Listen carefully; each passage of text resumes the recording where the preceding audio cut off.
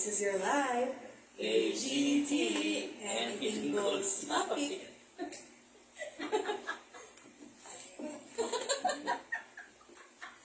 Ayan, tayo. Yeah. Diba? Umpisa pa lang po, may kasiyahan na po talaga nagaganap. Season 3, Episode 17. November 9, 2022. And it's a happy and Bible Friday May kasama po night. kami, sobrang saya. May gagawin niya magbukas ng ilaw. Ay, wala siya. Eh, dala na kanta. Eh, siya na po. Live kasi. Kaya, hindi maawa. Ay, ayan po. Ano po yun? Ngayon, may taga-bukas ng ilaw. Yes. May taga-ako ng camera, may taga-bugdong. Opo. Gadget. May taga-sayaw. Alimutan. May taga-sayaw. Pasayawin ko nga yung susunod na Friday. Mainit na gabi. Opo. Na may kulog at kidlat. Pwede ko rin Ba't doon. kukulog at kikidlat kasi kumagabi na. So lumalamig na yung atmosphere. Tapos sumasalubong yung maghapon na humid. So yan yun. Kaya marami nasisiraan ng bike ngayon. Sumasayaw-sayaw na hindi naman pinasada. Naapektuhan. Naapektuhan. Opo. Ay, hindi lang sa atin mainit. No? Sa ibang lugar mas mainit. Opo. Sa US, sa China. China. Yung mga dating malalamig, mainit na sila. Yun ba, senyor, yung climate change talaga? Oo.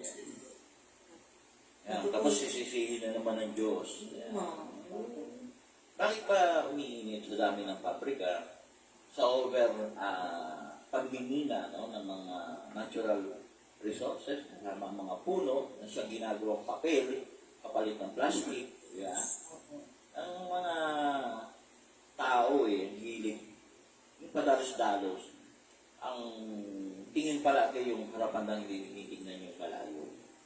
Alam mo kung bakit tayo nakarating sa successful na era sa civilization. Kasi yung mga naunang tao sa atin, ang inisip yung future tayo. Ngayon, yung mga future ngayon, dahil wala na silang maisip, yung ngayon na lang. Wala na silang maisip. Di ba?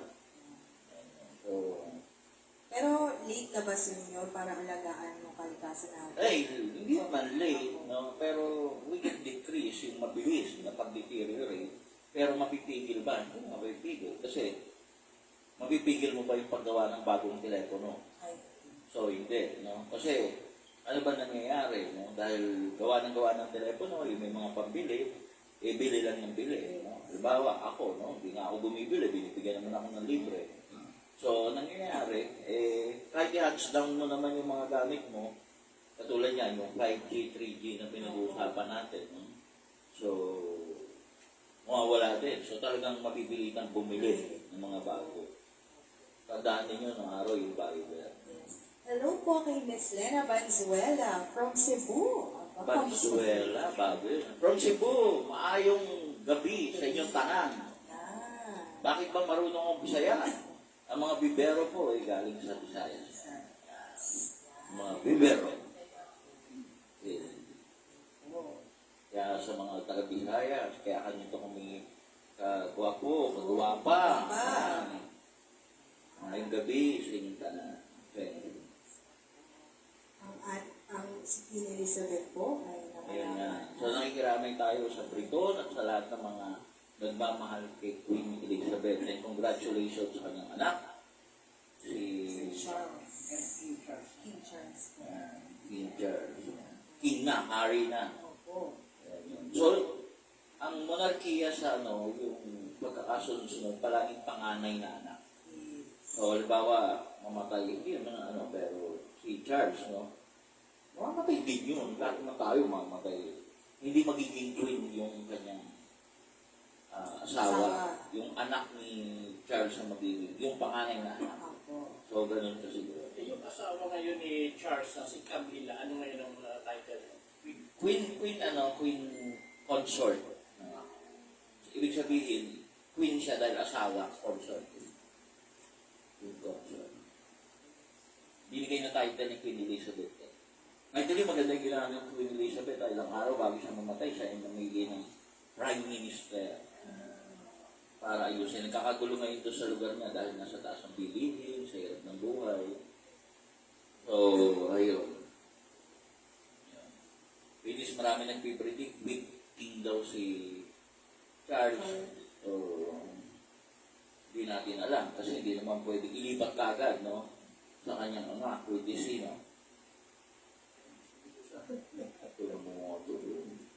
So, hindi pwede. Ganon, yung mga asawa hindi magiging queen, hindi magiging king. Ang susunod talaga sa lineage, yung bloodline. Panganay na. So, in the event na magkaupos-upos yung bloodline, ang panganay, yung mga anak, yung susunod ng mga anak. Saka, yun nga po sayang nga daw po kung umabot daw ng 100 si Queen Elizabeth. Ibigyan natin. Ibigyan daw ng Pilipinas. 100 daw. 100,000. Ganda joke mo, ha? Pwede ka na mo Dahil sa ating mga Briton. Joke lang po. Dito po kasi naman, 100 daw. Pero magkikita na daw sila ni Princess Diana. Hindi ko naman sila in good term. Oo. Ba't ba ayaw? Kasi commoner siya si Diana, yung lineage niya. Hindi katulad ng bagong asawa ni yung queen consort ngayon galingan sa nobility, mga Nobel. Ano, Senyor, ang duty ng queen o ng king na head of state compared dun sa prime minister? Hindi, ano na lang yan symbolic na lang. Kasi nung araw, parang yung Japan, even ngayon, meron pa rin silang emperor. Nung mga naunang panahon, sila talaga yung center of government. Tapos nagbago na dahil nga sa system ng gobyerno, ini-elect na. Kasi itong mga to, hindi mo pwede tanggalin. So, symbolic na lang sila. Unlike yung Brunei. Yan na natitira yung Brunei. Yung kasi, yung Thailand kasi, hindi na rin. Half-half na lang yung kapangyarihan niya. Yan. Yung huling namatay na king, yun yung may influensya ba't yung sumunod. Pero ewan natin sa Brunei pag dumating yung panahon na. Ang Pilipinas, ganun din naman nung dati. Yeah. Kaya lang kaibahan dahil nakalat-kalat yung bansang Pilipinas. Kada isla mayroong dato. Yung dato yung hari. Dato puti, dato tumakwil, taksil, Lahat maganda. Ngayon, ayun. Kaya gusto nga ibalik yung Maharlika eh. Di ba? Si malakas at si maganda. So, ano pa ba? Dolomite Beach. No? So, at this point in time, ano po yung by nature, yung agos po, water lily, yung agos sa Cavite, talagang kung sumasampay sa Manila Bay, because of yung natural water current. Kaya kung pumunta po kayo doon, ako, napakarami pong kalat. Awayan, water lily, Ito yung Dolomite, tapos yun. saan pa. So, ganun po yun. question po from Kuya Lino. Senior, bakit di yung asawa ni Queen Elizabeth ang namuno sa kanila? Patayin na po. Nauna na po ng matay yan. At hindi po yung pwede maging hari. Ang titulo niya ng Dong King, pero hindi po siya magiging hari dahil ang anak ko ay si Elizabeth. Yan. Longest ko, no? Sa London Bridge has fallen. Si Inday po, hindi mo po dadaan lang ba dito sila? Pero hindi tayo Hindi si Inday, hindi nakaka-apekto. Nakaka-apekto sa atin yung hatak niya, yung wind thrust na tinatawag, yung habagat. Kasi habagat tayo na yan. Kaya nga pumapasok yung sa Dolomite Beach, yung Water Lily, yung kawayan ng Cavite. Kaya pumapasok yan dyan. Ngayon ang takpasok na. Burma. river, baka mas... Ay, hindi ba nga napag-usapan natin yung mga bagyo? Palaging November yan, papasok ng Pasko. Yan yung mga dilubyo tinatawag. Ang mga face mask, senyor, sabi mo nga. Face mask po, malapit ng hindi maging mandatory. Ano ibig sabihin? Marami na pong lalabas uli yung kanilang kagandahan. Bili na kayo lipstick. Mahal na po ang lipstick. Safe pa po ngayon, so bili na kayo ng lipstick. Sa mga hindi kagandahan, kung ako po sa inyo, sabihin nyo, ayaw nyo sumunod. Gusto nyo pa mag-face mask. Kaya po si Linda, sigurado ko, mananatili po siyang naka-face mask. Kasi require ko, di ba? Nag-meeting tayo, dahil nga sa healing, require na natin mag-face mask. Kasi, di ba, healing may mga sakit yun. Okay? So, ganun din parang outdoor lang yata yung pagbabawal. So, sa mga indoor, pasok nyo sa mall, i-require. Siguro sa school, i-require. So, sa mga bahay nyo, miski na may require, hindi mo kayo nag-face na. Pero dito mapapatunayan. O ano ba talaga yun? Yung COVID na yan. Hindi normal. Parang naging normal po naman talaga siya. Ewan ko sa inyo. Ako, normal ako. Ulat sa pool. Mahal kita. Nalalaman mo. Alam ba yun? Kanta yun. Kanta ba? Ito na ako. Sino po kumanta? Kumanta ba? Ulat sa pool. Mahal kita. Nalalaman mo. Walang-wala ka. Di ba? Ay, ganda ba yung pinanta ko? May pasyente, sabi sa akin. Senyor, ganda pala ng boses mo. Salamat po. Tsamba lang yun. Hindi, maganda talaga siya. Birthday ni Mama Mary. Kasi galing sa puso. Pero, Bakit? May kanta ba hindi galing sa puso? hindi tanong kayo sa akin. Iniloloko lang tayo. Pero well. Hindi naiintindihan. Sige. Ganda ko yung puntahan ko kasi. So, ano ba? Ano ba yung ano natin? Friday. Ay, sorry. Yan po. Friday Bible po ngayon kasi po ng Tuesday. Siyempre birthday special po natin para kay Mama Mel. Kasi kahapon yung birthday, parang huli na tayo pag ngayon natin gagawin yung... So, tama yung Martes.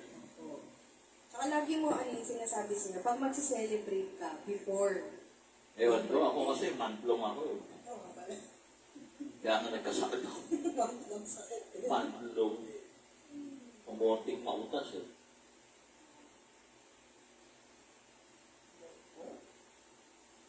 So, babiyahe uli kami ng Manawag. Yes. sumama, wala namang problema. Everybody will get their chance to pray. Kaya lang nga po hindi nga kasya ang lahat sabay-sabay. Yun lang yung pala, unawa po ang aming hinihingi. Unawa. Batch by batch naman. Kailan po ang biyahe niyo? Secret. Hindi sama gulo mo Ayan, may nauubo dyan. Kasama ka ba? Uubo ka, huwag kang sumama. Ayan. Marami pong bagong viewers, good evening Eh, po. sa mga bago kong viewers ko, Bible study ko, by the chapter, by the book. So, para po maintindihan natin, kahit kumahabol kayo, kung ako po sa inyo, kung wala kayong ginagawa, pwede nyo balikan po yung ibang chapter para maintindihan. Nevertheless, katulad po ngayon, magtatakal kami, may mga babalikan tayo. Para, mas maganda po yun. Kesa yung, halimbawa, yung lecture, nagle-lecture tayo. Ito po, diretso po tayo. Nagle-lecture tayo pag bago mag-ilig. Mula sa Bible verse, meaning, binunot lang yon. Pero nahihirapan pa rin akong hindi sabihin yung buong chapter of the book. Pero just for reference, doon kami ang magtutunang focus doon sa verse. Pero, siyempre, ina-align ko pa rin whatever yung lecture doon sa istorya. At ano yung epekto. Napakahirap nun. Unlike, pag yung gusto mo lang kumuha ng topic, tapos pulot ka lang ng pulot ng verse, yung sarili ko po yun, hindi yun yung kaisipan ng Panginoon. Yan po yung kaibahan. The plot itself will tell the whole story. Parang movie yan. Si Derek, yung scriptwriter, yung gumawa ng istorya, ng pelikula, nag-uusap-usap yan. So, yun. Parang hindi sariling plot ng istorya ko. Tingnan mo yung isang palabas na umabot ng 7 taon.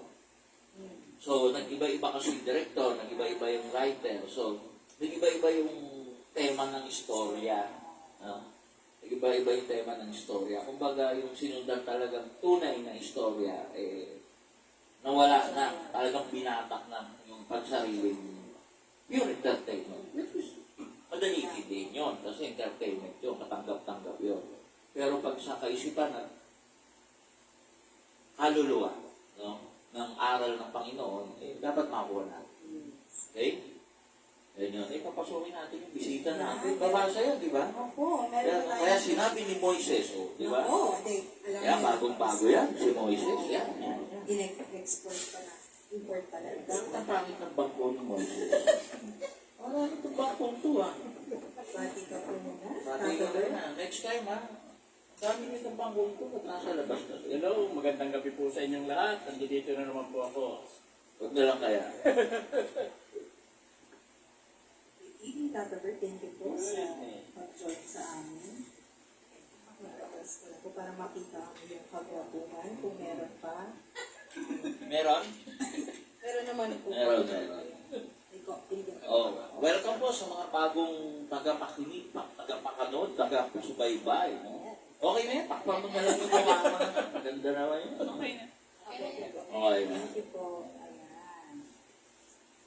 Shoutout mo mga bago. Okay, hello po kay Miss Julian Saucelo. Good evening. Good evening po. Sir Carl Laison. Good evening po. Ayan. Si Miss Hilda Luar. Maiba lang po habang binabanggit ko yung mga pangalan, ano marelihiyon nyo, welcome po kayo. Basta huwag tayo magdebate Ito po ay sarili kong pagsisikap na unawain. At siya, pwede kayo magtanong, basta huwag tayo magtatalo, Walang murahan. Pwede tayo mag-usap. Po. Ayan. Si tita natin po, Antonio. Ay, natin, Antonio. Pangalawa, hindi po tayo magtatayo ng relihiyon. Kung ano yung relihiyon nyo, yan na. Huwag kayo lilipat. Pag nagtanong naman kayo, anong relihiyon, relihiyon ko po ay Katoliko. Ikaw? Katoliko po, Tata Bert. Katoliko rin po. Yan. So, yun po yun. Pinanganak po akong Katoliko, malamang po, mamamatay akong Katoliko dahil ayaw po nila ako tanggapin. Po, kasama ko si Mama Mary. Ayaw nila. Yun Ayaw, pwede naman na lumipat. Basta kasama ko si Mama Mary. Ayaw nila hindi raw pwede. Ay, Mama Mary, wallet natin, Pakilabas. Oo. Ang kapal, Yung nanay ko. Binuwasan. Dumating yung nanay ko. Ayan. Thank you po sa lahat. Sa lahat ng mga bago po, no, you are welcome. Please do ask question kung nagugulo po. Huwag kayong mahiya. Hindi po natin kaya awayin. Isa rin pong paumanin ahead. Medyo minsan po animated ako. Pero di po ako galit. Ano po, kung makakausap niyo po ako, nakakatuwa po ako. At natutuwa naman ako sa mga tulad ni Tata Bert. Kasi nasanay na siya sa 24 years. Animated ako siya. Ganun lang siya. Ganun masarap kausap. No? Wala kang kakwenta-kwenta. Uy, parang ako. Ganyan ang kapital. Buwan na kawa. Upo ka na lang. Order ka talaga. Ipaubos na yung tubig mo eh. Sa mga nakikinig po dyan sa studio, ano natin, kantin. Opo. Pwede walang tubig ang aming voices. Tubig. Sa 31, parang makikita na yung mga yumaong niya. Parang pareho lang. Oo. Oh, Okay na, basa na may tayo. basa na po tayo. Tanong lang po kayo please. Gusto po namin interactive. Yes. Okay po. Ang babasahin po natin ngayong gabi ay galing po sa libro ng mga bilang or Book of Numbers, Kabanata 31 or Chapter 31. Maliliwanag ko po, dito po, ako'y pong gaganapan ay ang boses. No? Ibabasahin ko po at ilalabas ko po ang boses ko para kay Yahweh. At ako naman, kay Moses. At ako naman po sa mga kawal. At iba pa. At narrator po. Yan. So, Yun ang pinaka-importante. Yan. Okay po. Ang pakikitigma laban sa mga Midianita. Sinabi ni Yahweh kay Moises, Ipagiganti mo muna ang sambayan ng Israel sa mga Midianita. Pagkatapos nito, pamamahingay na kita sa piling ng iyong mga yumaong ninuno at kamag-anak. kaya sinabi ni Moises sa mga Israelita, Kumanda kayo sa pakikipagdigma laban sa mga Midianita upang maigawad ang parusa ni Yahweh sa kanila. Bawat lipi ng Israel ay magpadala ng 1,000 kawal. nagpadala nga ng titi 1,000 kawal ang bawat lipi, kaya't nakatipon sila na 12,000 kalalakihang handang makipagdigma. Pinapunta sila ni Moises sa labanan sa pamumuno ni Phinehas na anak ng paring si Eleazar. Dala niya ang mga kagamitan sa santuario at ang mga trompeta para magbigay hudya. Tulad ng utos ni Yahweh kay Moises, nilusog nila ang mga Midianita at pinatay ang lahat ng lalaki kasama ang 5 hari ng Midian na sina Evi, Rekem, Zur, Hur, at Reba, pati si Balaam na anak ni Beor. Pinihag nila ang mga babae at ang mga bata at sinamsam ang kanilang mga baka, mga kawat, at lahat ng ari-arian. Sinunog nila ang mga lungsod at lahat ng mga toldang tinitirhan roon. Subalit sinamsam nila ang lahat ng maaaring samsamin, maging tao o hayop man. Lahat ng kanilang nasamsam ay inuwi nila sa kanilang kampo na nasa kapatagan ng Moab, sa tabi ng Jordan at tapat ng Jericho. Dinala nila ang mga ito kay Moises, sa paring si Eleazar at sa sambayan ng Israel. Ang pagkamatay ng mga bihag na babae at paglilinis ng mga samsam. Ang mga kawal ay sinalubong ni Moises ng paring si Eleazar at ng mga pinuno ng Israel sa labas ng kampo. Nagalit si Moises sa mga punong kawal mula sa pinakamataas hanggang sa pinakamababa. Sinabi niya, Bakit hindi ninyo pinatay ang mga babae?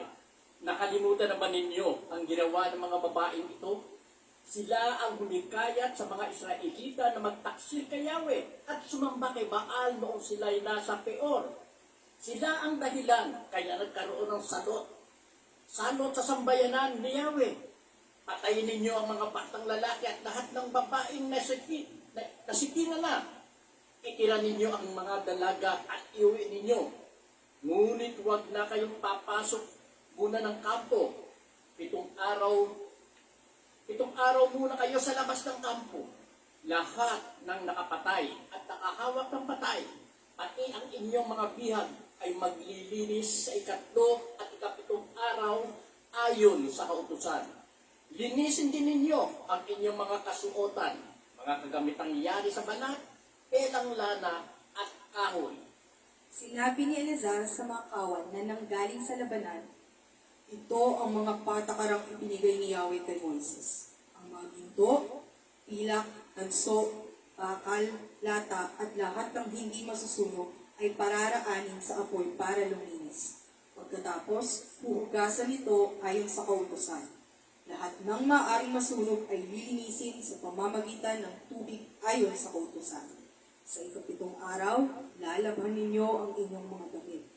Pagkatapos, magiging malinis na kayo ayon sa kautusan at maaari nang pumasok sa kampo. Ang paghahati sa mga samsam. Sinabi ni Yahweh kay Moises, Tawagin mo ang paring si Eleazar at ang matatandang pinuno ng bayan at bilangin ninyo ang mga nasamsam. Pagkatapos, hatiin ninyo. Ang isang bahagi ay para sa mga kawal at ang isa ay para sa taong bayan. Kunin mo ang isa sa bawat 500 hayop o taong makakaparte ng mga kawal. Ibigay mo ito sa paring si Eleazar bilang handog kay Yahweh. Sa parte naman ng bayan, kunin mo o kunan mo ng isa sa bawat 50 tao o hayop at ibigay mo sa mga Levita na nangangalaga sa tabernakulo. Ginawa nga ni na Moises at Eleazar ang ipinag-utos ni Yahweh. Ang nasamsam ng mga kawal na Israelita mula sa Midian ay 675,000 tupa, 72,000 baka, 61,000 asno, at 32,000 dalagang birhen. Ang kalahati nito ay nauwi sa mga kawal. 337,500 tupa ang napunta sa kanila at ang handog nila kay Yahweh ay 675. Ang mga baka naman ay 36,000 at 72 nito ang inihandog nila kay Yahweh. Ang mga asno naman ay 30,500 at 61 ang inihandog nila kay Yahweh. Ang mga babaeng nakaparte nila ay 16,000 at 32 nito ay inihandog nila kay Yahweh. At tulad ng sinabi ni Yahweh kay Moises, lahat ng handog kay Yahweh ay ibinigay niya kay Eleazar. Ang kalahati ng samsam na kaparte ng taong bayan ay 337,500 na tupa, 36,000 baka, 30,500 na asno, at 16,000 babae.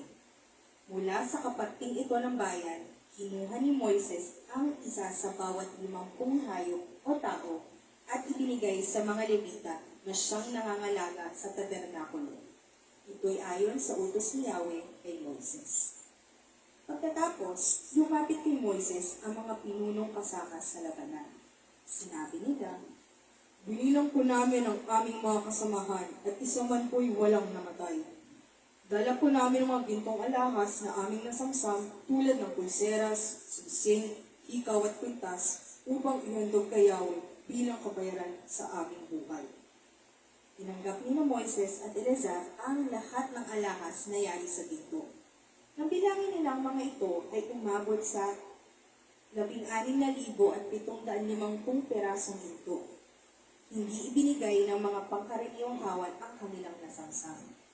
Ang mga gintong alahas na tinanggap ni Moises at Eleazar mula sa mga pinuno ay dinala nila sa toldang tipanan upang magpaalala sa Israel kung ano ang ginawa ni Yahweh. Ito po ang salita ng Diyos. Salamat po sa Diyos. Masaya. Dami nasamsam. Tanong kayo? Kasi mas maganda sumagot kaysa simula ako, no? Kasi, ang tawag dito, marami po talagang katanungan, na maski ako po na inyong lingkod, ay maraming katanungan. Kaya, Yung mga pangkaraniwang kawal na ito, swelduhan ba sila? nagpapasweldo ang bayan ng Israel dahil hindi pa formalidad. There is no such thing as taxation. So, alam natin lahat ng gobyerno ay mula sa buwis no, na regular, kundi mang buwis na tinatawag, yung ambagan na, halimbawa, yung Homeowner Association, no, na naging presidente ako, wala nang buwisan dito, pero mayroong buwan ng ambagan, which is tawag the monthly dues. Okay. Na kung saan doon kinukuha yung papasweldo sa mga tao, kaya yung tanong mo, sinusweldoan ba? Definitely walang sweldo. So, ang meron dito, yung partake, o yung warloot na tinatawag, o yung mga nakakuha, nakapakipakinabang sa gera, kasama na ang mga tao na nakukuha, which is, miski sa makabagong panahon, nangyayari yan. Katulad nangyayari ngayon sa Ukraine na sinugod ng Russia.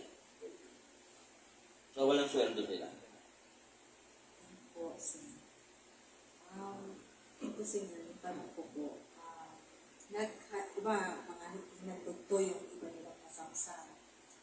Bakit specific na dalagang birhen? Diba, alam ko naman yung iniwan nga, diba, pinaiwan yung mga nasipingan ng babae. So, pinapatay. Bakit dalagang birhen? Okay, siguro papaliwanag kayo yung numbers o chapter 31 o kabanata 31 mula sa bilang. Tanong diyan, mapagiganti ba ang Diyos? Ang una kong tanong dito, no? Ako kasi may tanong ako dito. So, nanguha natin 1,000 sundalo sa bawat lipi. So, lumabas, there is 12,000 soldier, which is okay yun, kasi 12 tribes eh. Pero sa mga naunang babasahin o nabasa, no, mula sa Biblia, mula sa Leviticus, pinag-uutos ang mga Leviticus na wala itong gagawin kundi manampalataya sa Panginoon. Hindi ito sasama sa gera, kaya wala nga silang partake sa mga lupa. Pero meron silang kita o meron silang makukuha doon sa mga handog para kay Yahweh at handog para sa mga Levita. So, tanong, bakit bigla ngayon na naging 12,000? Kung tigil 1,000, dapat 11,000 lang. So, sa makatwid, sa labanan nito, kumuha ng 100 sundalo mula sa Levi, samantalang ang lipi ng Levi, para ito sa pagiging pare, spiritual. So, yan yung tanong ko Bakit? Naisip niyo ba yun? Hindi niyo naisip, ngayon niyo lang naisip. So, tanong ko yun, bakit? No? Tapos, mapagiganti pa ang Diyos. Kasi, di ba, ngayon nga Diyos lang ang kaya magpatawad. Ako, hindi. Tao lang ako. Di ba? Pero dito, talagang Diyos ang nag-uutos, no? Kay Moises, no? Bago kita kunin sa langit o mamatay, makipaggera ka muna sa mga Midianita na binubuo ng 7 Canaanite nation o mga Kanaan, no? Ito yung makabagong Saudi Arabia para hindi kayo naliligaw. So, totoo po yung lugar, yan po yung lugar ng Saudi Arabia sa makabagong panahon, ibinubuo po ito ng 7, no? 7 Kanaan na, no? Na nasyon o bayan, no? Yan nga, pinamumunuan ni Iwi, ni Requiem, ni Sur, ni Hur, ni Rabat, at napatay nila doon si Balaam. Si Balaam po, sa mga hindi nakakilala, yan po yung nakipag-usap sa donkey o sa asno. No? Ito yung inuutusan ni Balak, yung hari ng Moab, na sumpain ang bayan ng Israel doon sa Kabanata 22. Di ba? Bumabalik tayo. So, ang makatapos doon, di ba, sinugod na ng mga Israel yung Moab na napatay na si Balak. No? Si Balaam nabuhay pa, no? Pero dito, yan, napatay na siya dyan, pinatay na siya. Bakit? Kasama, hindi naman kasi siya Israelite. Okay. Pero nakakausap niya pa rin ang Diyos. So, sa makatuwid, nakakausap niya ang Diyos. Pero sa pagkakataong ito, napatay na siya. So, tanong, bakit, no? Pinamunuan pa, hindi lang basta nagsama ng 1,000 sundalong Levita, kundi pinumunuan pa ni Pinas na anak ni Eliasar na pa isang head-pare, no? Yung 12,000 sundalo ng Israel. Parang nawindang ako dun eh. Parang sabi nga nila, conflict, banggaan ng banggaan. Sabi nga nila, pakisagot nyo nga po. Biblia, nagbabanggaan, di ba? Okay. Actually, may mga sagot po dyan. May mga sagot dyan. Kasi pinagutos na hindi makipaggera. Ito po hindi, kadalasan po, ang gera po ang dahilan is tungkol sa territory, sa lupa. Yan po ba lagi? Yan. Since time immemorial at maging ang Israel po yan ang dahilan. Pero dito po, nagalit ang Diyos. Kasi po, sumamba kay Baal, itong mga Midianita, sinama pa yung mga taga-ibang Israel sa pamamagitan ng pang-aakit ng mga kababaihan. So, inaakit nila, siyempre, na-inlove. Halimbawa, na-inlove. O, magpalit ka na ng relihiyon. Kay Baal na tayo, wag na kay Yahweh. Eh, siyempre, napamahal mo na eh. Kasi, sa meeting palagi ng lalaki at babae, babae ang nanunokso, hindi lalaki. Ang lalaki, hindi ka pipilitin magbago ng kahit ano eh. Kasi it is given, lalaki ako, sunod ka lang sa akin. Pero ang babae, ang purpose palagi ng babae, lalo na sa pangyayari ito, inakit ang mga kalalakihan ng Israel para sumamba kay Baal. So, yan yung dahilan. Kaya, ito ay spiritual war, kasabay ng territorial war o about land. No? Talagang pinaubos talaga yung lahi ng Midianita, which is Midianite sa English. Hindi naman nauubos, palagi naman, bakit di mauubos? May mga berhen nga na hindi pinatay. So, pinapatay lahat ng mga hindi na berhen kasi there is assumption and presumption na nakipagniig na to sa mga lalaki at pwedeng sa mga Israelite na lalaki. No? Ako saan, sasamba nga kay Baal. At yung mga lalaki namang batang lalaki, pinapatay rin kasi siyempre, pag-take revenge yan. So, kaya pinapatay. So, lahat ng batang lalaki, basta lalaki, di lalo na yung matatanda na una ng pinatay. So, ang natira na lang sa lipi ng mga Midianites, yung mga berhen.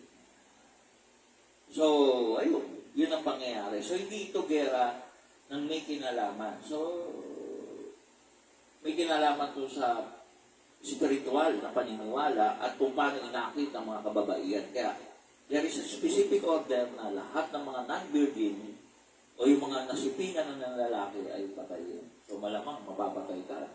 Kung Midianite ka, no? Hilinda, hindi. Pero asawahin siya ng mga... Yun nga, iaalay siya. Alay siya. Okay. Doon sa mga dalagang babae, no, yung mga hindi pa nasisipingan, may bahagi noon na para kay Yahweh, na ibinigay din kay Eleazar.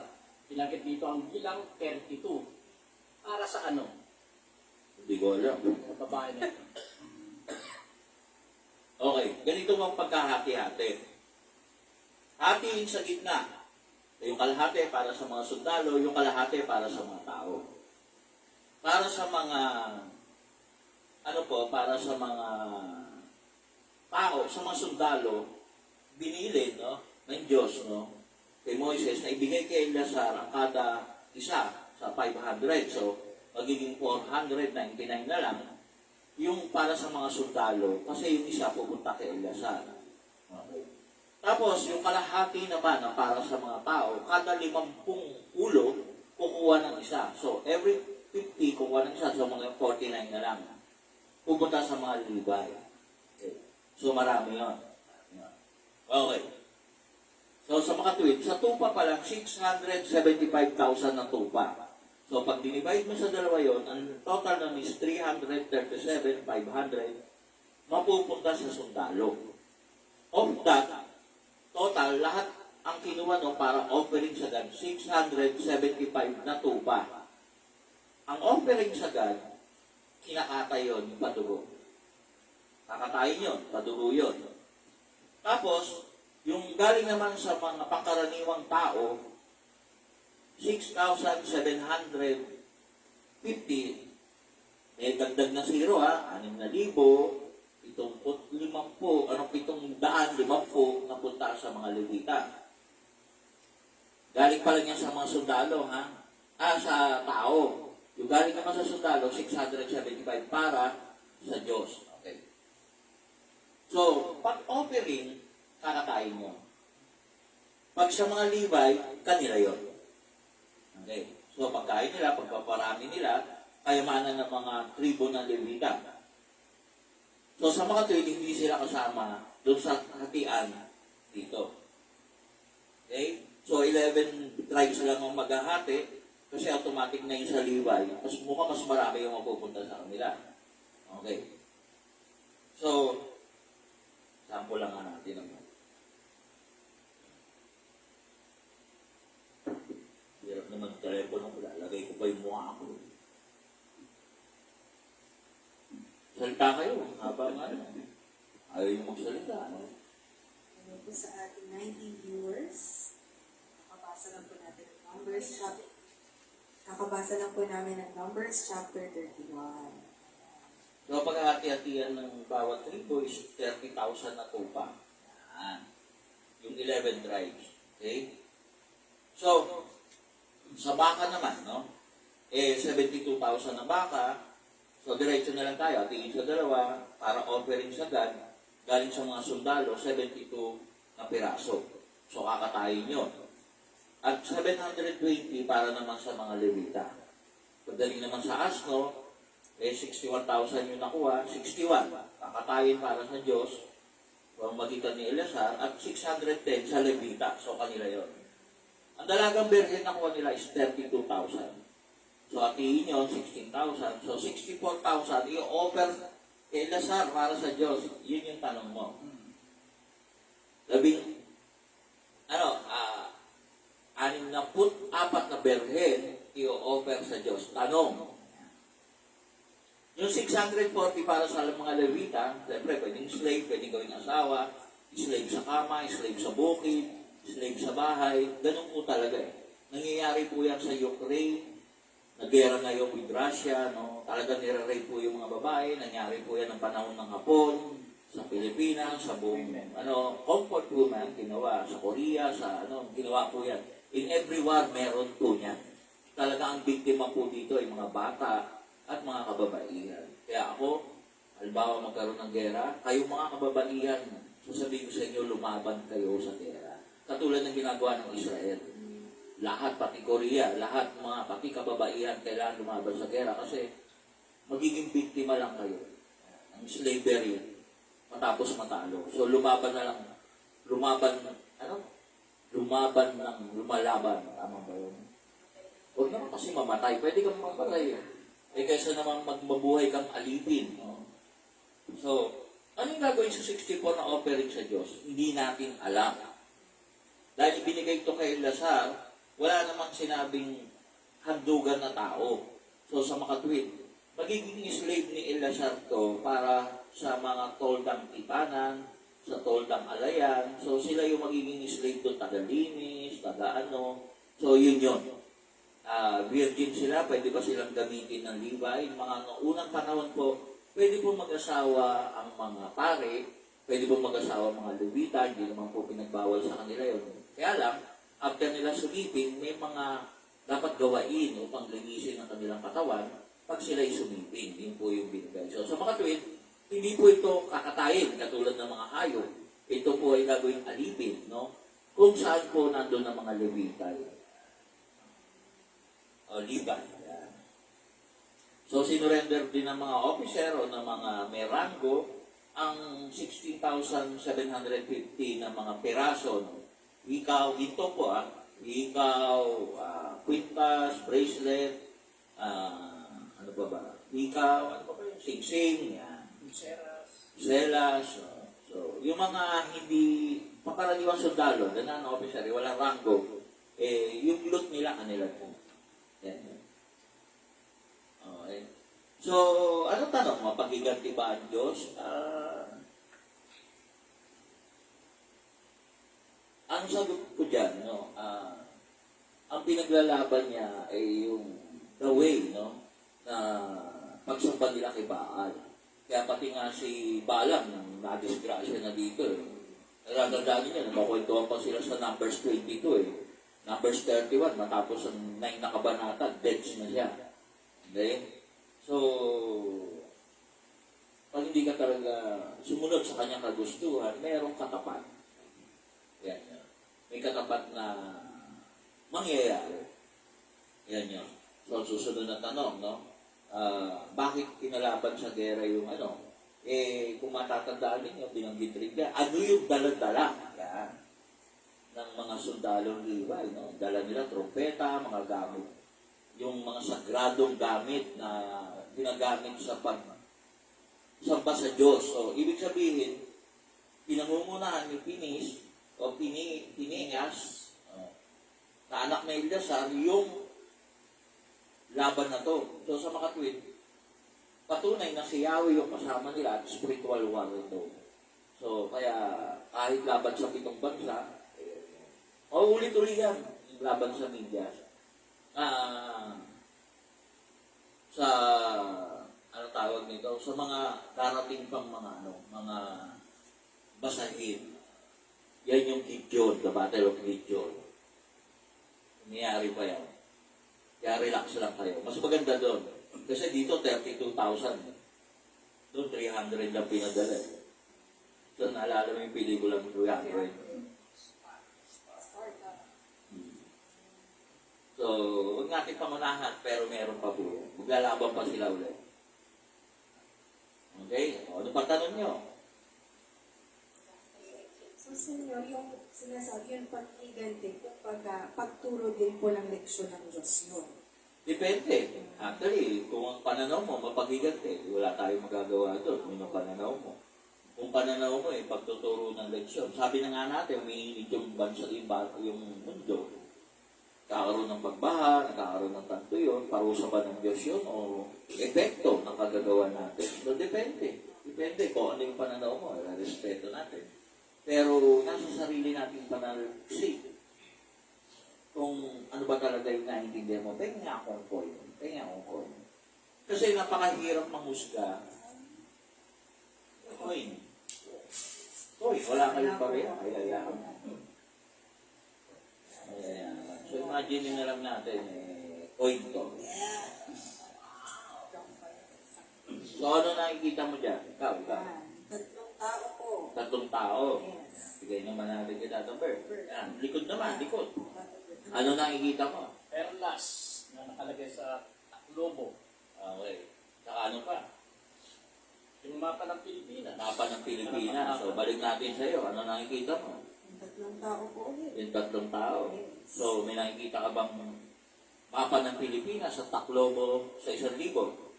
Wala po. Wala. O, balik tayo sa iyo. Ano nakikita mo? Sa 1,000? Na nasa Taklobo at yung mapa ng May Pilipinas. nakikita ka bang 3 tao dyan? Wala.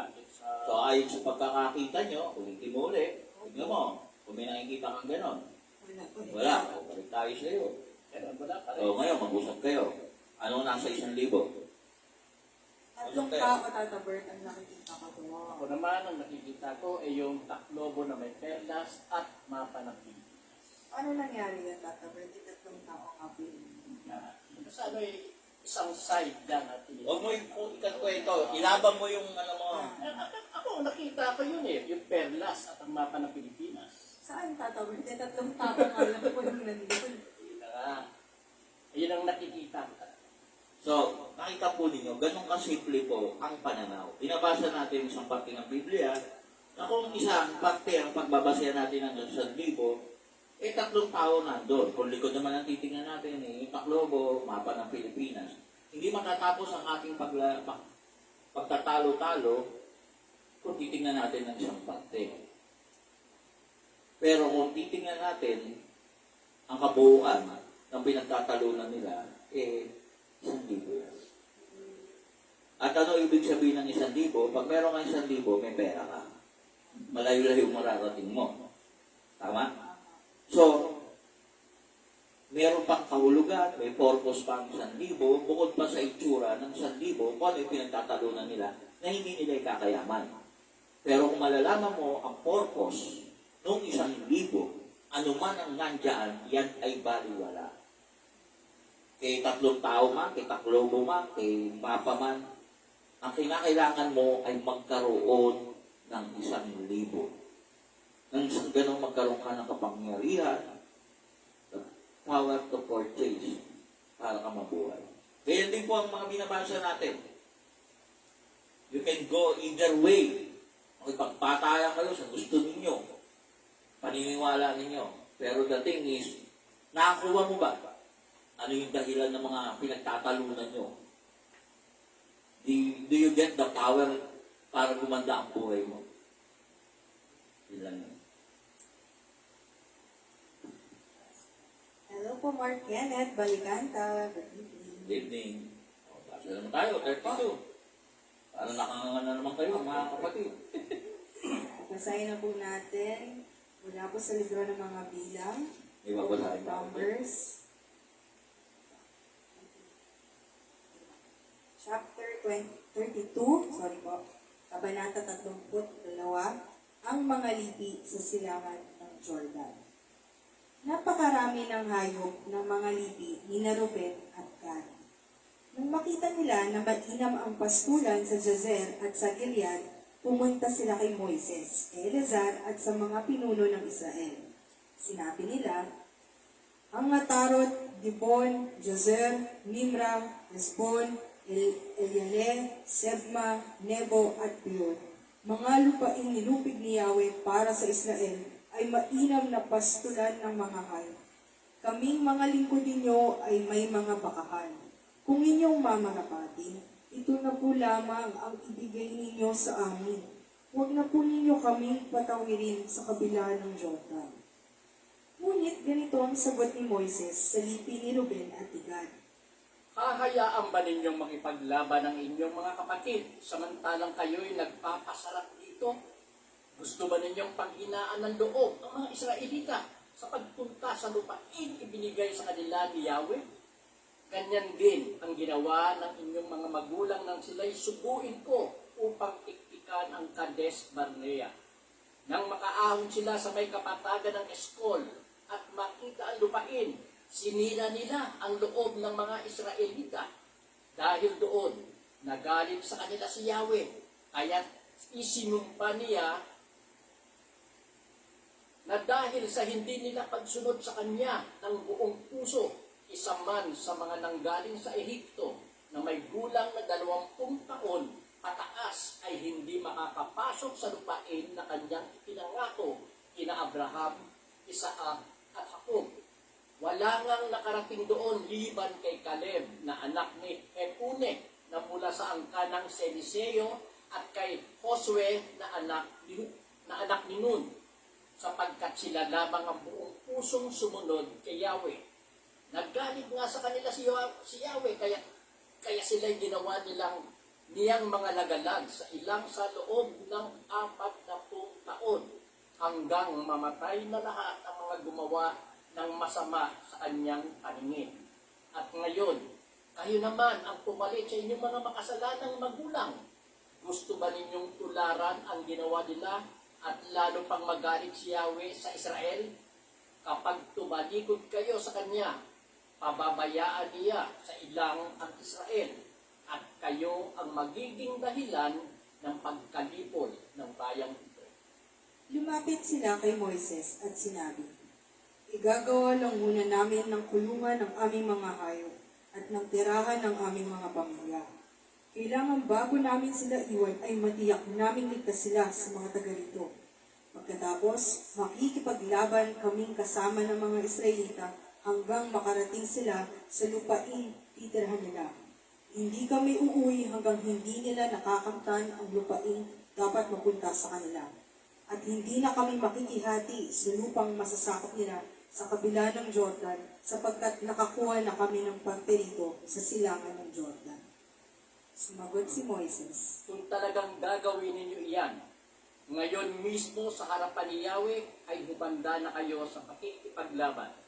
Ang lahat ninyong mandirigma ay tatawid sa Jordan at sa pamumuno ni Yahweh ay sasalakayin nila ang mga kaaway hanggang malipol silang lahat ni Yahweh at masakop ang buong lupain.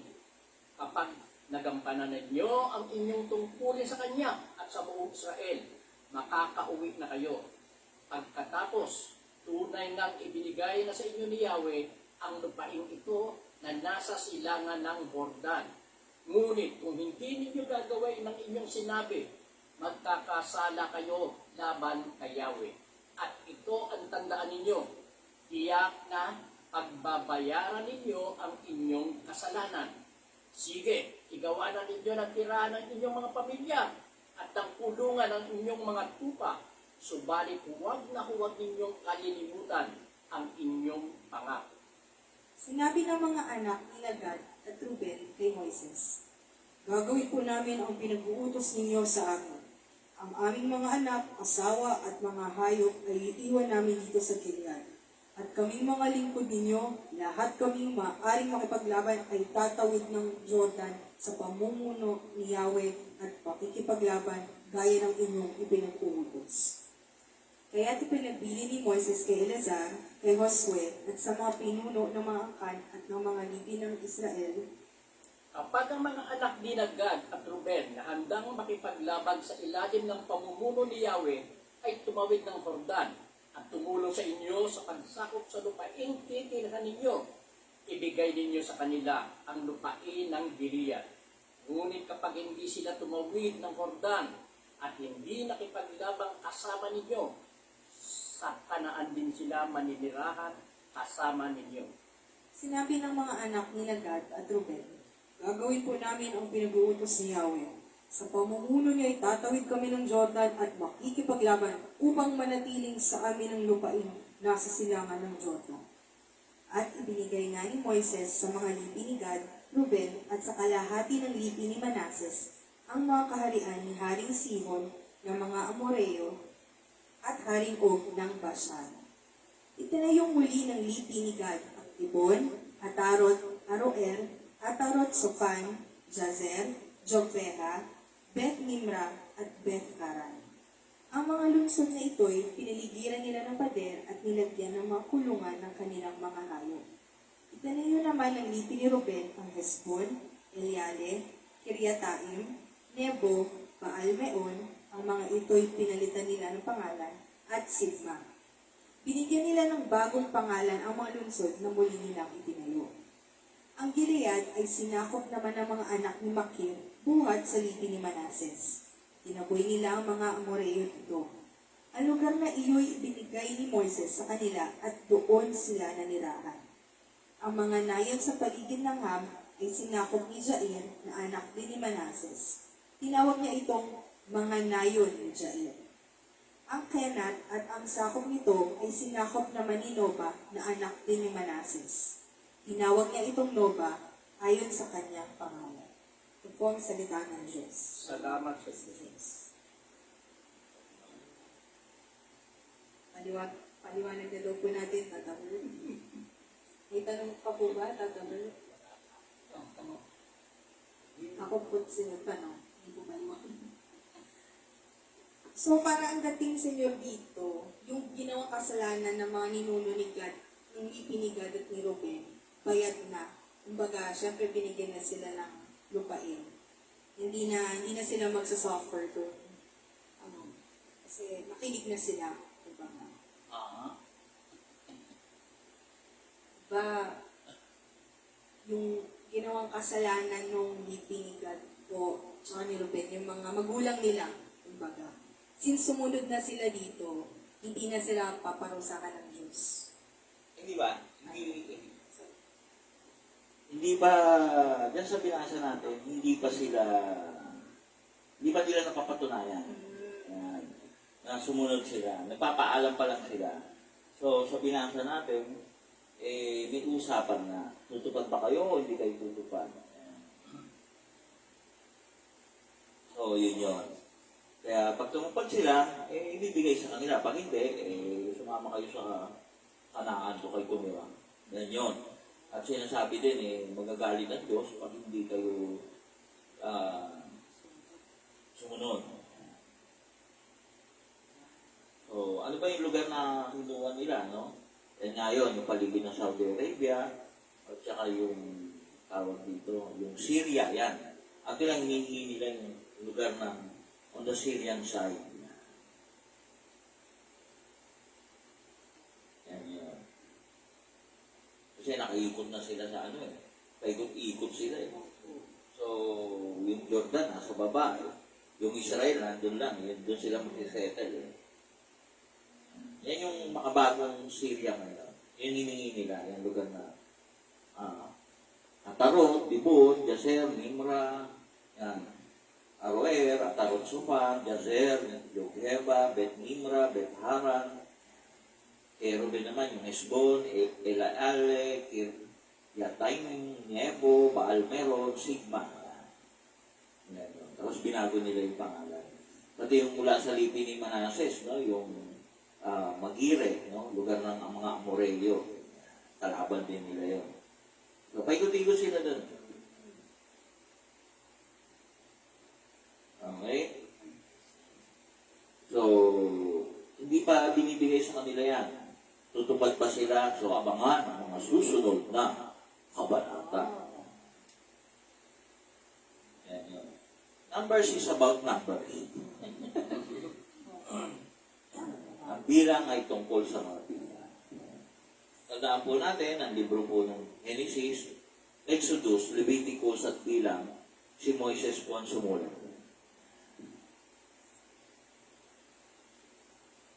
At so maraming tanong po dyan, darating ang panahon, maintindihan natin, paano nasulat ni Moises? Lahat.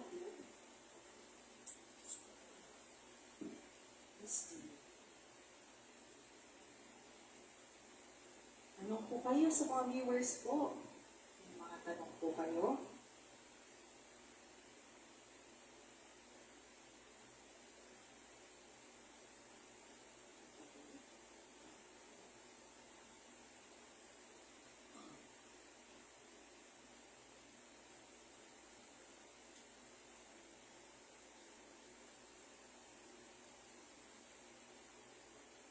Viewers. Ate Jane Fernandez watching. Wow! Matagal ka na namin nakikita, Ate Jane. Kamusta ka po? So, 5 libro yan, matapos ang numbers, isang libro na lang kay Moises. Deuteronomy. Yan yung huling libro. Actually, yan yung dalo. Ang batas. Yan. Siguro pwede na natin tackle para masagot yung marami natin tanong. Yung tawid tayo, yung the lost o the hidden books. Yung tinanggal nila. Pwede naman konti lang. Huwag lahat. O magugulong kayo. O kaya, ibang episode, Friday sa episode yun. Ay, pwede. Opo, at least paunti-unti. Unti-unti. Tapos Tuesday, Bible. Opo. Tapos, pag Friday, Natin the the book of, Mary Magdalene. The book of, Obed. The book of Judith. Sirach. Yung mga tinanggal. Ayan, yan. Kasi kasama naman yan dati. Yung kaya ano lang yan.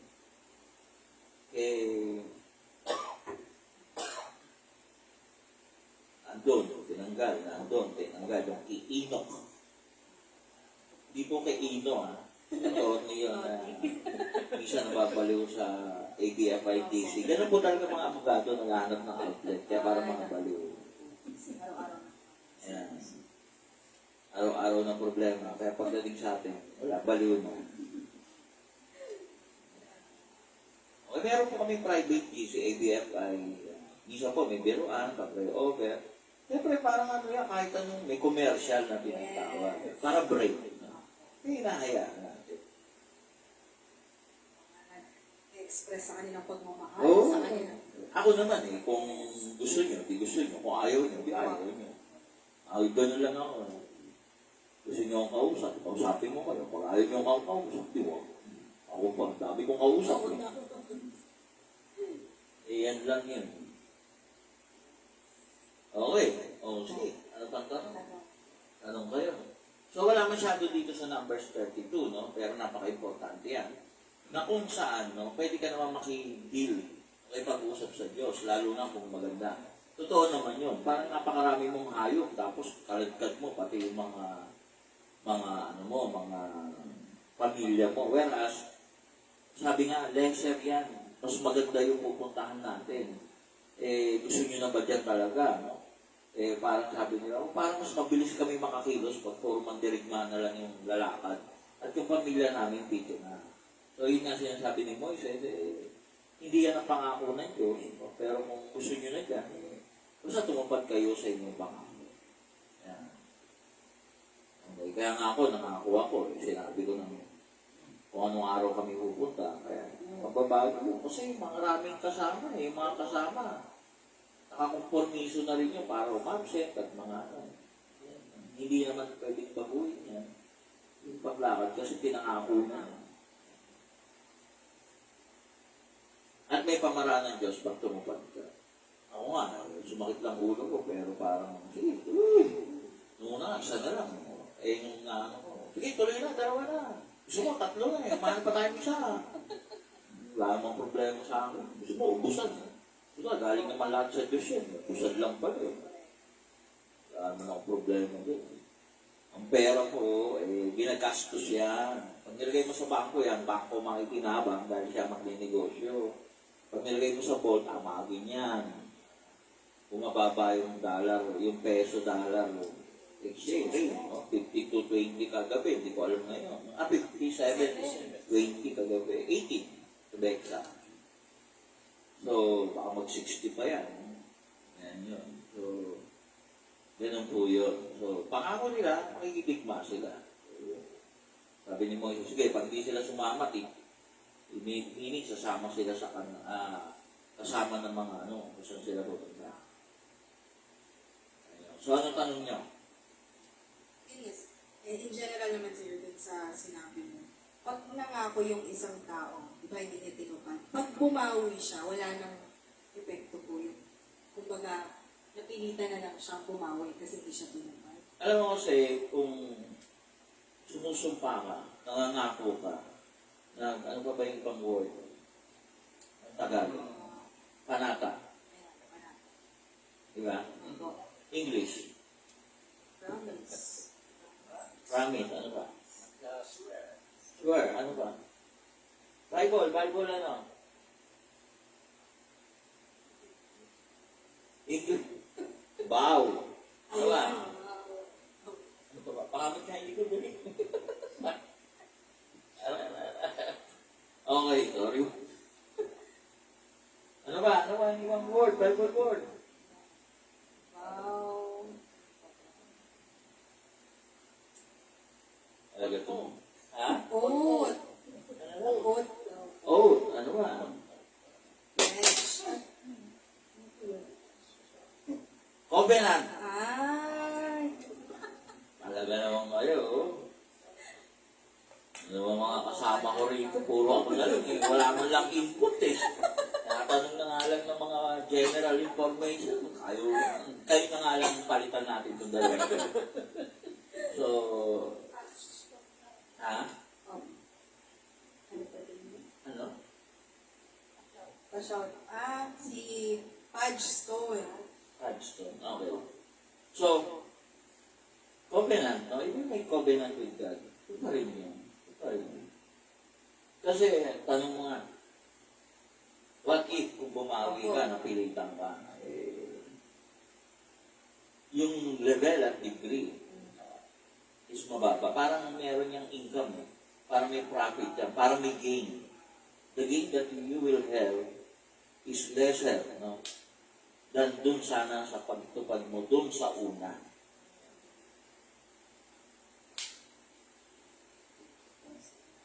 Yan yun. Kasi natatawa ako, minsan mga volunteer lang. Ako, pupunta ako sa para center, tumulong. Biglang masama pakiramdam. Ba't wala ka? Masama pakiramdam sa inyo. Attitude. Pero hindi ko sa'yo.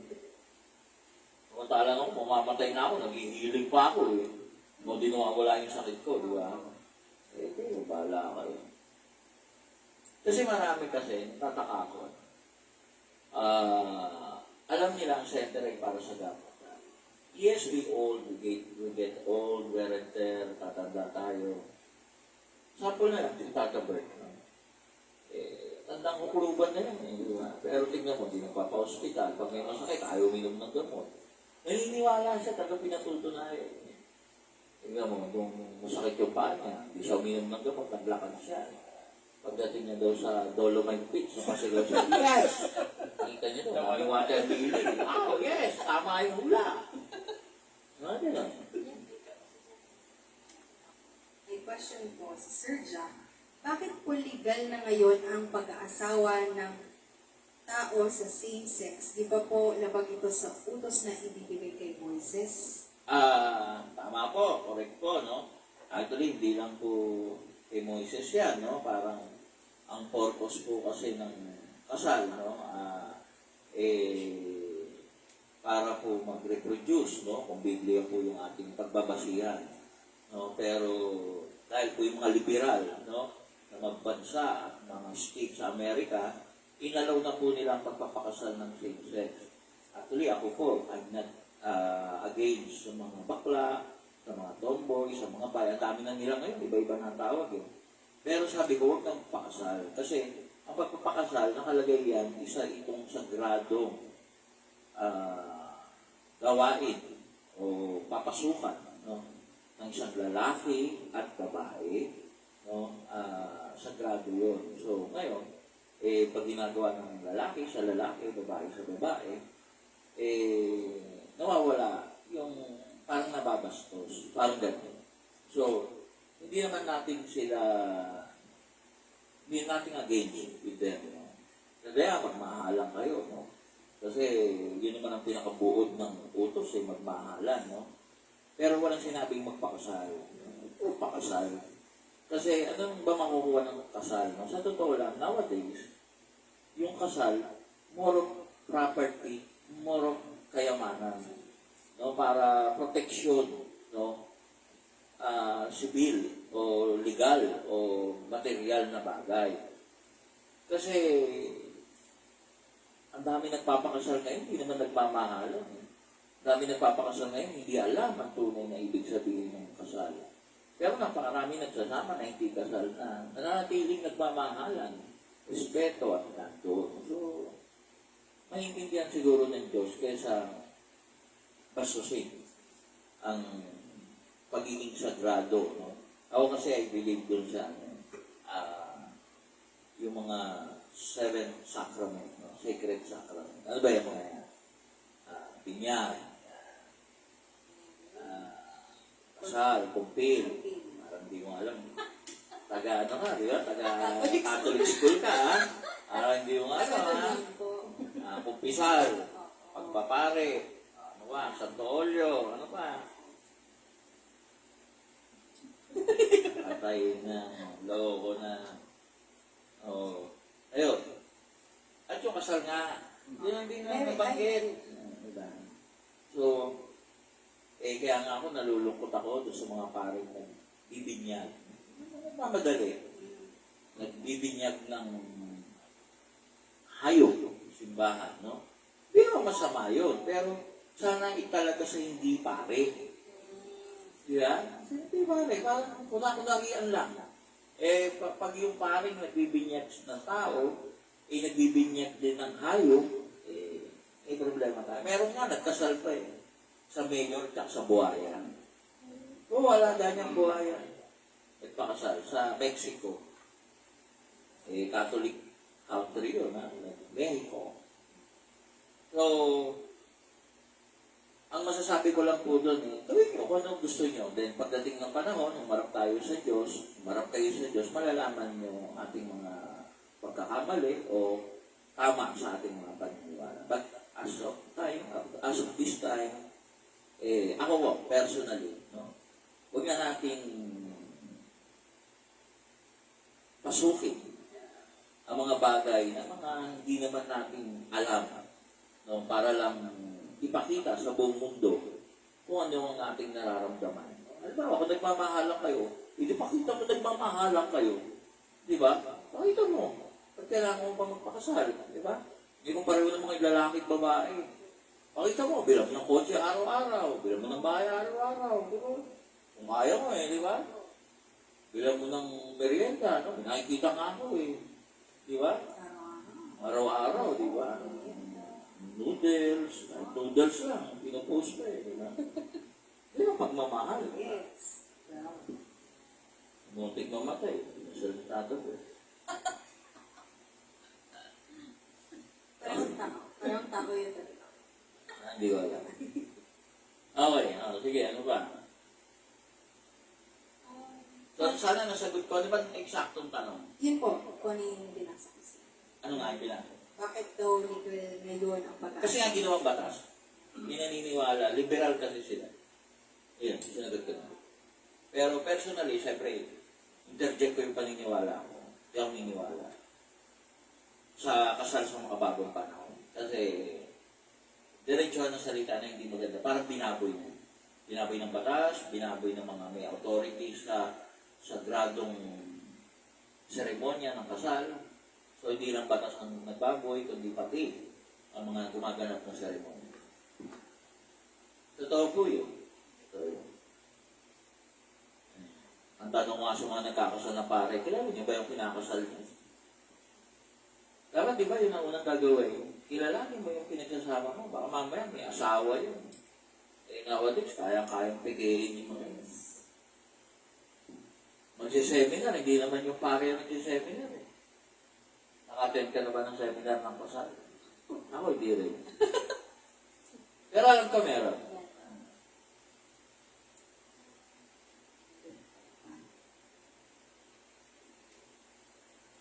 Sige po, ano pa? Pero mo, may mga seminar para sa binyag, may seminar para sa maging ahente ka, may seminar para magtrabaho ka, seminar para sa habang panahon na partnership ng isang tao sa isang tao, babae o lalaki. Ngayon nga, merong lalaki sa lalaki, babae sa babae. Dapat yan, 6 na buwan o isang taong paluwa na ganyan. Yeah. Eh, wala, hindi ko alam. Ganun dapat kung kaseryoso. Di ba? Parang kung talagang gusto nyo magpakasal, magpakasal kayo ng, tingnan mo, dali magpakasal. Dami nagpapakasal, tingnan mo, ang hirap ang paanal ang kasal. Tapos sabihin mo, kasi pinaglalaban nyo yung kasal. Eh, mali. Dapat pinahirapan nyo rin lahat ng magpapakasal. Ibig sabihin, dapat people na talagang gusto kumuha ng mga sagradong ceremonies, dapat paghirapan nyo yan. Dapat karapat dapat kayo. Hindi yung gusto nyo lang. Okay. Pag naghiwalay na, hindi naman pwedeng gusto nyo lang. Di ba, may mga hearing sa korte. Dapat ganun din, pag ikakasal. Di ba? Lagay yan sa plaza, yung babae at lalaki, o kung sino man gusto magpakasal. Kilala nyo po ba tao? Ito po ba may asawa? Pag dinala mo sa Pasay, sisigaw, oh. Opo, marami po yung asawa. Oh, no. Diyos ko, dokumento eh. Live. Kasi pag sa korte, inuupo ka sa witness stand eh. Yung mga maghihiwalay. Dapat kung gano'ng kahirap yung naghihiwalay, gano'n din kahirap yung nagpapakasal. So, naman, kaya, sensya na, hindi po ako niniwala dyan. Kasi, lokohan na. Wala pa ako makitang logic. No? Kung pinahirapan niyo ang paghihiwalay, dapat pinahirapan niyo ang pagpapakasal. Dahil papasok sila sa seryosong bagay. Magkakaanak pa yan. Sa mga seminar ba, pinaliliwanag nyo pag nagkaanak, ano ang responsibilidad, obligasyon ng magulang, ano ang karapatan ng magiging anak nyo sa inyong kayamanan. Pinaliliwanag nyo ba yung kasalanan nyo, eh hindi sakop ng anak, yung kasalanan ng anak, ay hindi naman din yung sakop. Wala. Walang seminar na din. Ewan ko, nag-seminar ba kayo? Hindi ko alam. Ikaw ba? Family planning. No. Mali yun. Seminar, kakasal, family planning, abnormal. Kaya nga kayo magpapakasal para magparami. Yun nga pina-attend kami. Seminar, family planning. Eh bakit ka ba nag-asawa? Siguro kami nag-question no, kaya ngayon wala na. Dapat yun. Dapat pag mag-asawa na, tsaka may family planning. Yung mga pagtapos mga anak o yung mga buntis, tapos 3 na anak, 4 halimbawa, pinang-family planning mo na ngayon yan. Di ba? Seminar. Eh, isa lang anak ko eh. So, naniwala ka? Naniwala ka pala sa seminar. Hirap sa'yo, nagpapaniwala ka eh. Pero kung kakilala mo ako, dami mo wala. Oo, Okay. parang nakakaisip mo po. Eh, sayang nga, hindi ako nanalo eh. Kung nanalo ako, isasabatas ko lahat yung mga yan eh. Lahat ng papakasal, padaanin nyo sa butas ng karayom. Eh, kung magpahiwalay, eh, kamahal-mahal. Ilang daan libo na ang bayaran ngayon, maabot pa yata ng milyon. Nadidinay pa yung iba. Sa nagpapakasal ba, may nadidinay? Dapat tinatanong din yung mental capability, di ba? Psychological. Di ba? Pag maghihiwalay, yun ang ginagamit, di ba?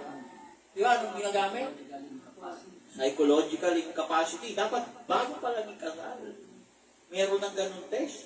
Are you psychological capable of getting married? Di sana walang annulment. Tanga-tanga naman talaga. Sorry sa board, ha? Kasi ang tao, sabi ko nga po sa inyo, nagbago na eh. Ngayon, ito na lang yung nakikita ko, yung nag-aaway yung mag-asawa.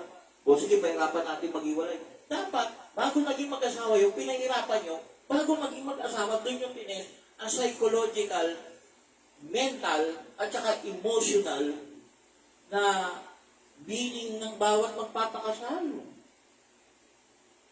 Di ba? Ayun naman. Sa lahat ng trabaho, tinitignan nyo, pero pag-aasawa, sige lang, gusto nyo eh. O, tapos pag mag-iiwalay, ayaw nyo pag-iwalayin. Siya na po, Gusto ko yung mga ganyan topic ko, matalino to si Sir Jan, no? Kaya nakakita ko sa picture mo, bata ka pa kung ikaw yan, Malayo mararating mo. Yan. Ganyan mga magaganda tanong ka seryoso. Pero ano natin against sa, gusto mo pakasal, bahala kayo, babae sa babae, lalaki. Di tayo mag-aaway, re-respeto ko yan. Basta yung personal kong pananaw, hindi ako magpapakasal sa kapwa ko lalaki. Ganyan. Kasi maraming paraan legal para yung kanyang kapakanan, kinabukasan, dahil mahal ko siya, ilalagay ko sa wasto. At ganun din, kahit nga hindi nga legal, dahil mahal kita, dahil mahal kita, di ba? Di ba? Ano ba tanong? May natutunan na naman kayo. Pakasal pa mo. Ang tanong niyo sana kita eh. Bigla ako naalala. Huwag na lang. Okay. Sige, ano pa? Ano pa tanong? Tungkol din dun sa kasal. Ano? Po. Pero nakalagay po ba sa Biblia yung kasal? Pinagsama. Pinagsama. Hmm. Pero malakas po yung paniniwala mo na sacred siya. Oo. Kasi yun ang tinuro sa akin ng simbahang Katoliko eh. Katoliko nga ako eh. So, sakramento nga tinatawag eh. Sakramento. So, naniniwala ako doon. Kita mo nga si Maria, no? Pinakasal kay Jose. Di ba? So, ibig sabihin, napaka-importante ng kasal sa samahan ng isang babae at isang lalaki. Kasi di sana, hindi pinakasal si Maria kay Jose, inayaan na lang mga anak siya kay Jesus, di ba? Pero kailangan, after buntisan with the Holy Spirit, ikasal siya kay Jose. Kasi doon, papatayin siya pag hindi siya nagpagkasal. Pero magbubunti siya, walang asawa.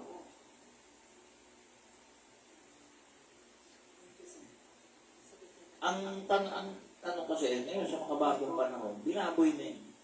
Binaboy na. Even those mga nag-officiate ng kasal, hindi na, wala. As in, wala lang. Or mechanical na lang. Ceremonial na lang talaga. Hindi na spiritual, hindi na sakramento, ceremonial na lang. Ako kasi, kahit Boy Scout ako yung panunumpa, yung laging handa, laging handa ako matulog, kumain, laging handa. Kaya actually seryoso, lahat ng, nag-take ako ng oath, sineryoso. At kahit wala na ako, halimbawa, dito, no, naging presidente ako, tapos mga tinatanong nila, ba't tahimik ka na after ano? I was there. Nag-office ako doon.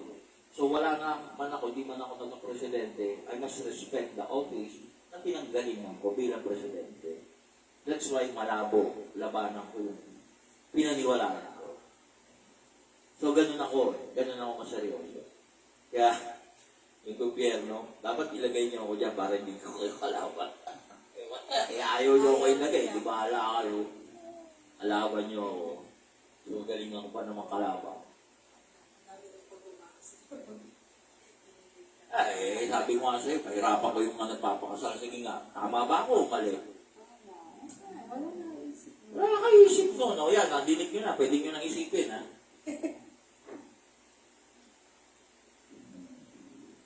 May tanong? Ano? From Miss Joss. Senior, lahat ba sila minahal niyo? Sino naman yan? Oo naman. Marami akong minahal. Lahat kayo, mahal ko. Di lang sila, pati kayo. Actually, hindi po ako pumasok sa isang relasyon na hindi ako seryoso. Seryoso ako. At gano'n ako seryoso, kahit buhay ko, handa akong ibigay. Wala. Sa politika, ayaw nyo. Siguro sabi ng Diyos, keyboard yan. Kasi buhay ko, ibibigay ko. Pera pa kaya, sana pulupin na ako ngayon. Ayaw nyo, di ba? Okay? Sige, ano ba? Kung kilala lang nila ako. Yan. Sir John, thank you po. Dapat bang patayin ang rapist or mamamatay tao kung ito naman ang nakasulat sa aklat ni Moises? Hindi po. Kasi po, ang aklat po ni Moises para sa lumang panahon, para sa mga tao ng unang panahon. Nung nabuhay po si Kristo, gumawa po siya ng mga bagong batas, no? Bagong mga, hindi para gibain ang mga batas ni Moises, kundi lalo itong pagtibayin. Katulad yung mahalin mo ang iyong kapwa, yung 10 utos, pasok po doon. Hindi mo nanakawan ang mahal mo. Hindi mo babasusin ang pangalan ng Diyos, o kung mahal mo ang Diyos, hindi mo babasusin ang pangalan niya. Hindi mo tatalikuran ng inyong ama ina kung mahal mo sila. So, hindi mo papatayin, hindi mo pagnanakawan, at yung 10 utos lahat pasok kung mahal mo ang Diyos at mahal mo ang tao. So, yun po yung tinuro ni Kristo matapos dumating si Kristo. At matapos ni Kristo, matapos ng mahigit 2,000 taon, ito na po tayo. Ito na po tayo. So, pinag-aaralan natin ang batas ni Moises,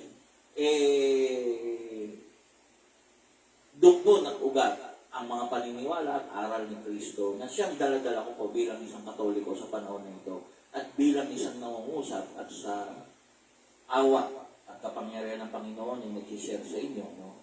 So, ako po hindi naniniwala na kamatayan ang sagot na parusa sa lahat ng nagkasala bilang isang tao.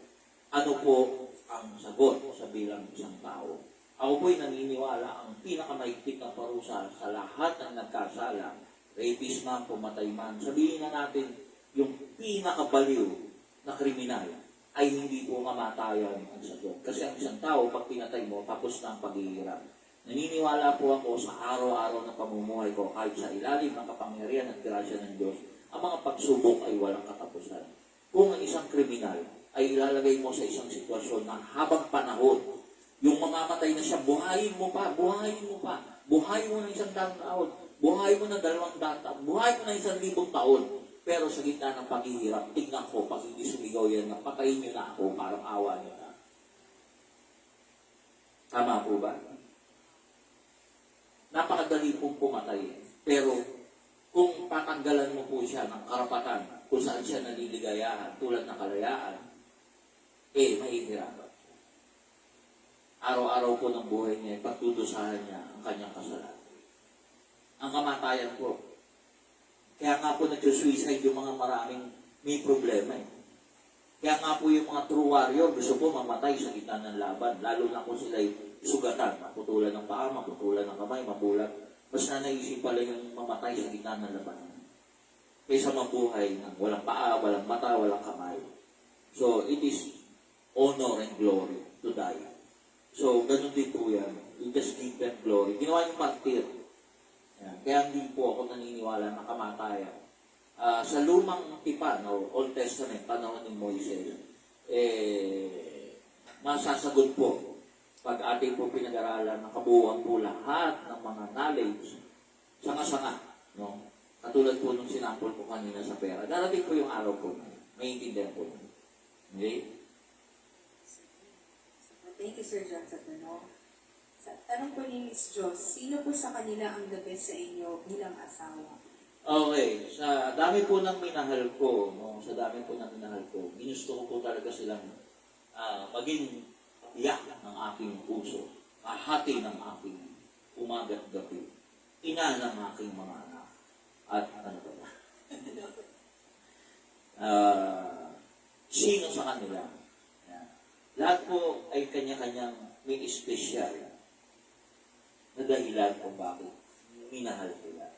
At kung sasabihin niyo po, wala pong itulak sa kanila. Lahat sila ay gusto kong kabigin. Ganon. So, wala pong number 1, walang number 2, kundi lahat po sila ay nakatanim, nakauki aking puso. Yun ba yung makulit na yan? Miss Joss Del Mundo. Sige. Yun yan. Okay lang yan. Ako naman, nasagot ako sa tanong mo. Sige, ano pa? Sige na yung tanong nyo, ha? Patayin mo isang ta. Halimbawa, ikaw, patayin kita, tapos na problema mo. Halimbawa, mahal na mahal mo yung anak mo, bilang parusa mo, hindi mo na makikita yung anak mo, pero buhay ka. Di ba? Di ba? Malaking parusa nun, kamatayan. Dali-dali, dead ka na eh. Alam mo dyan sa anak mo. Ewan ko, yung mga galit sa buhay, yung gusto pumatay, bilang kabayaran ng kasalanan, kulong mo yung mahihirap, kulong mo yung mayayaman, yung mga magnanakaw, yung mga, kaya naging 100 yung kilo ng sugar, ikulong mo, tanggalan mo ng pera, tapos pakainin mo palagi na walang sugar, pakainin mo ng kape na walang sugar, pakainin mo ng cake na walang sugar, pakainin mo ng ice cream na walang sugar, basta lahat walang sugar. Tapos lagay mo sila sa langgaman, sila yung kakainin ng langgam. Pero huwag mo kaya mamatay. Bukas uli, 1 hour lang. Kasi pag pinatay mo, di ganun din. 1 hour lang, kagat-kagatin lang. Araw-araw, di ba? Hindi ka sa sugar, ha? Sige. Wala eh. Walang lohika ang pagpatay. Wala akong nakikita logic. Sige. Ano sila yung mga nasa silya elektrika? Di ba nagsasuffer naman sila bago namatay? O hindi pa rin? Yun. Nagsasuffer sila bago sila patayin. 1 year na inaaral yung kanilang aso. Pero mo, 1 year lang kinakabahan. Kailan ibababa yung kamatayan. Yun. After 1 year, di ba? Kinakabahan ka na yun. Kaya nga yung iba, nagbibigti na, nagpapakamatay na eh. Di ba yung 4 na rapist ni Maggie de la Riva, no? Pinag-uusapan lang ko para sa pamilya ng mga nabitay, nag-50 na yung isa bago pa dumating yung araw ng pagsilya elektrika sa bitay din kasi tawag doon. So, 3 lang yung naupo sila elektrika kasi hindi sana bigti.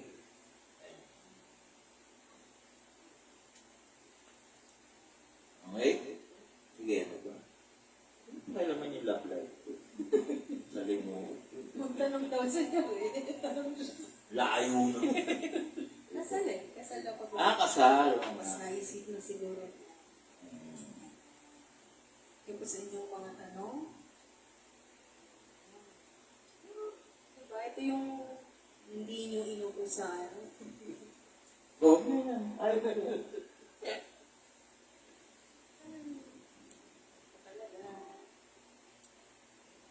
Sabi ni Enrile daw, kawawa naman si Queen Elizabeth, ang bata-bata. Diba? Nasa atin ang matibay. Wala sa Britanya. Kahit may Reyna kayo, may Enrile kami. Uy, meron ha? Hindi ano. Oo. May spiritong ano, Hello. bumabati. Hello po. Hello, buhay na espiritu. Nabuhay. Tumulmundag na naman puso ko. Ayan. mga nakaukit dyan, gumagalaw na. Ay, nakawukit, nagpapabag na sila. Ikaw na naman. Okay. Ilang days na lang po ba bago mag-Christmas? Oo nga. Oo. Buhay na naman sila. Pero ganito nakita ng buhay sa inyo, nasasagot niyo. Pero kasi, hindi lang naman yung spiritual yung kaalaman, logic talaga din. Oo naman. Sige, 35 na. Oo, paalam. Alam na ako. Paalam ka na kapag Last word. Okay, ang isang kinaganda ng pagbabasa natin ng Biblia nito, minsan nagtatouch sa ibang mga issues na nabibigyan ng magandang paliwanag ni Anthony. Tulad ngayon, yung tungkol sa kasagratuhan ng kasal at iba pang mga bagay. Yun ang isang maganda nga dito sa base na rin yan sa mga pagtatanong kasi ng mga nakikinig. No? At maraming salamat sa inyo dahil lumalawak lalo yung ating natututunan sa pagbabasa natin ng Biblia. Salamat sa inyo. Sa akin naman po sa binasa nating chapters 31 and 32 po ng Numbers, bilang pa rin po, bilang ng mga sinagsam, naitanong ba kung yung Diyos ang mahilig ba gumanti ang Diyos. Pero yung para sa akin po, yung natutunan ko dito, siguro may rason naman po lahat bakit ginagawa ng Diyos yun. At ang kailangan mo lang talaga sundin ang mga sinasabi niya, ang pinapagawa niya sa'yo. Dahil napag-usapan ko yung pangako eh. Sa mga Israelita po, may pangako po kasi ng Diyos sa kanila. At malalaman din po natin sa upcoming chapters kung diba, nakuha po nila yun. At naitupad ng Diyos ang pangako po niya. Okay, sa mga advance mag-isip ko, no? Ito ang lalagay natin. Ano ba ang paniniwala natin? Ako po ay Kristiyano. From the word Christo, Christ.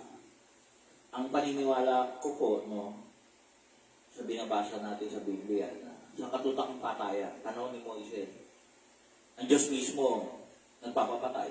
Si Moises mismo nagpapapatay. At marami pang ibang patayan. Pero ako po ay isinilang na Kristiyano, Katoliko, hanggang ngayon Kristiyano, Katoliko. At sa tingin ko, mamamatay ang Kristiyano, Katoliko. Dahil ang paniniwala ko po yung aral ni Kristo ay napakaganda. Pinakamagandang turo sa lahat. Saan kayo nakakita na isang taong papatayin, binayubay sa krus, ang sinasabi pa sa kanyang ama, patawarin mo sila.